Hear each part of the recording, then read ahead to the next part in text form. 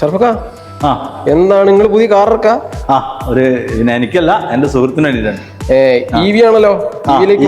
EV-ലോട്ട് മാറാണ്. പെട്രോളും ഡീസലൊക്കെ ലക്ഷങ്ങൾ ചെലവഴിക്കണ്ടേ? ഒരു കിലോമീറ്റർ ഓടാൻ എത്ര എക്സ്പെൻസീവ് ആണ്. ഫ്രീ കോസ്റ്റിൽ ഓടാൻ പറ്റും. ഫ്രീ കോസ്റ്റിൽ. അപ്പൊ കറണ്ട് ബില്ല് അടക്കണ്ടേ? കറണ്ട് ബില്ല് വേണ്ട, സോളാർ വെച്ചാൽ മതി.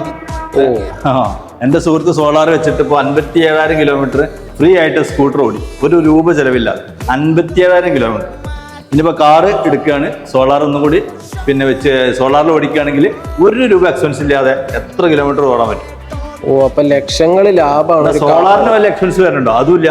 ആകെ 1.2 ലക്ഷം രൂപ മാത്രം മുടക്കുന്നുള്ളൂ. ബാക്കി ഗവൺമെന്റ് 78,000 രൂപ ഫ്രീ ആയിട്ട് ഗവൺമെന്റ് തരും.